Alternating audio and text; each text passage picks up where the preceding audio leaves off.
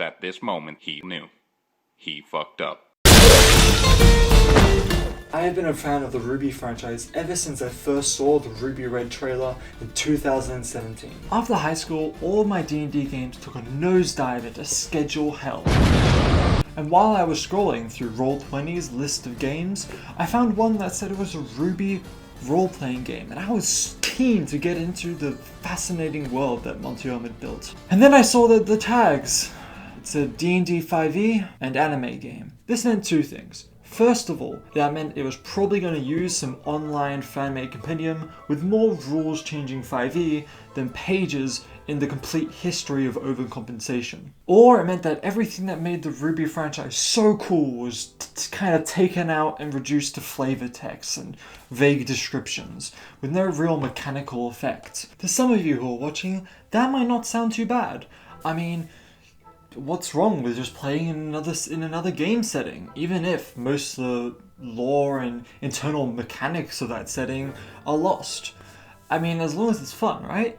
But for me, there's a feeling, a thrill that those sick combat scenes in RWBY, which I want to feel in the game, not just in flavor text, but in the mechanics as well. And I want it from the get-go. I want large-scale fights with unique weapons and fighting styles, taking down gargantuan monsters with intricate plans to hunt with your team. I want the lore and the history of the setting to mean something in how you mechanically play the game. And after searching through troves of systems, I found one that not only works with the feeling and style of RWBY's combat, but also fits perfectly with the rules and mechanics laid out in the RWBY franchise. I'm talking about RuneQuest 2nd and 6th edition by Mongoose Publishing. This game has gone through many hands, you could say, and as such, I have to stress to you, we are using Mongoose's system, not Chaosium's system. We'll go back to them when we get to Call of Cthulhu, just so you guys are using the correct sources and rules, what I'm talking about. Don't worry, I'll put everything in the link in the description. I got you.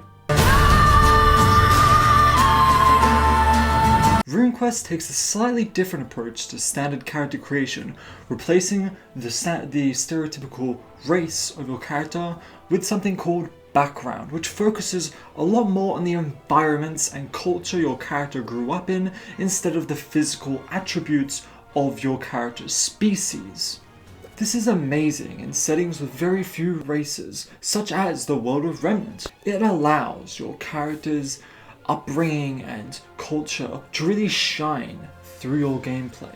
Replacing your standard class system is the professions. Now this is an indicator of what your character did before their life of being an adventurer, whether they were a brawler or perhaps a noble. You will gain bonuses to various skills relating to whatever profession you decide to take, but what really sets this apart from other class systems in other games is that your starting profession does not limit the skills you can take down the track. Someone with a soldier profession can immediately take the sorcery skill fine, and if you want to have your urchin to say, fuck it, I'm gonna go use a greatsword, yeah, sure, you can. This allows for lots of variation in your character without having to deal with finicky class rules. So it gives all characters access to magic, which will come really handy when we get into auras and semblances. Speaking of which,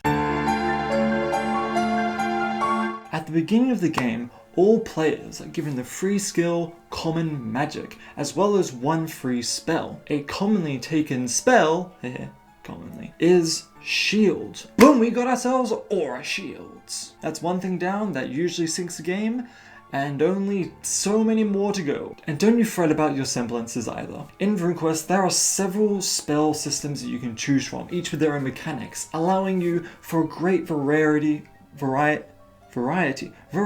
of choice in whatever semblance you want to take. Not only that, but because of how the spell system is made, it's actually very common for one character to only have one or two spells in a normal game session, meaning that you won't have to worry about being held back or underpowered for only being able to use one spell as your semblance. There you go, semblances, auras, straight out of the core rulebook. Let's move on.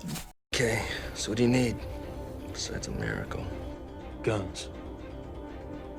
Lots of guns. In D&D 5e, the only difference between a great axe and a greatsword is that a greatsword statistically does more damage. But in RuneQuest, you have pages of weapons to choose from, each with their own unique effects, such as bleed, impale, and damage armor, which allows you to fight in your own unique style and strategy. And with your enemies having hit points split up between 5 to 20 hit locations, you can disable and take down your prey like hunters chasing their game. This is an iconic theme of both Monster Hunters and the RWBY franchise. And with easy and flexible item customization, you'll be able to make your weapon come alive, with serrations causing extra bleed, and hooks giving impaled enemies an extra punch when you rip that spear out of them. And with collapsible weapons, it will make your gun sword dreams come true, and more.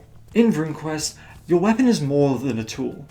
It is a part of your character as much as your profession or your background. And that's something that I think is very fitting for the series with such iconic weapons such as Crescent Rose, the Scythe and Rifle. All of this can be found in R2's Equipment Companion, which not only gives you weapons, but also heaps of other adventuring gear to use in your harebrained schemes. One of the most controversial and often difficult things that add into your campaign. However, it is imperative to a RWBY game and the franchise lore and world. Yes, you know what it is.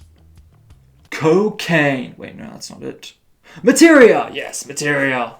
Praise the magic conch!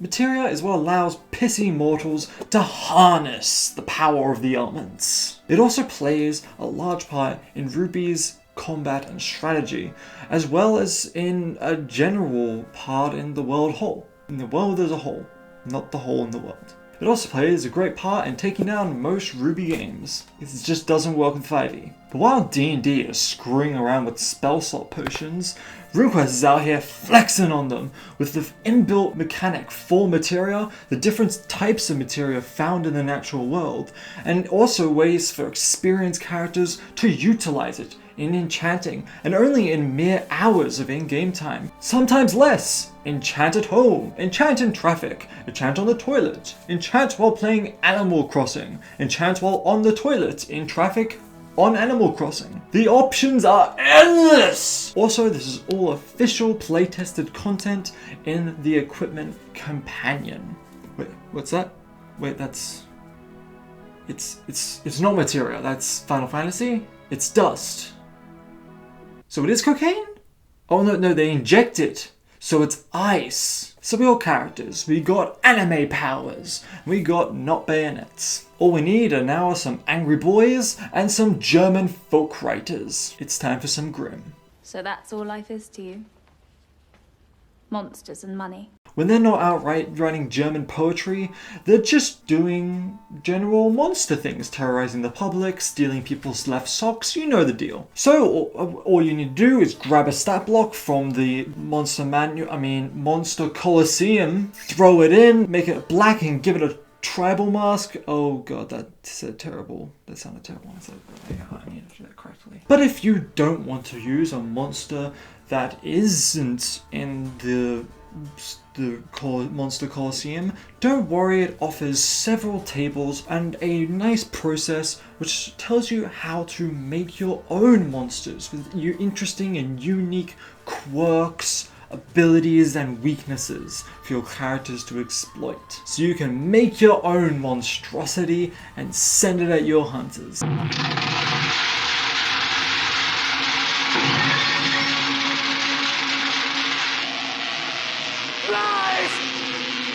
Life, do you hear me? Give my creation life! So to recap, RuneQuest 2nd and 6th edition offers rules that mesh beautifully with the world and setting of Remnant and the RWBY franchise.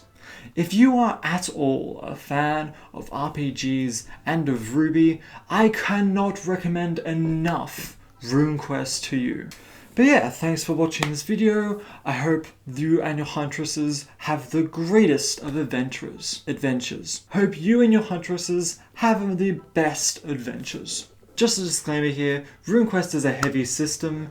If this is your first time, your first dive into tabletop RPGs, I would not recommend this. Please check out my other video about good starting RPGs. So yeah, leave a like, leave a subscribe, or don't if you hate my guts, and I'll see you guys next time.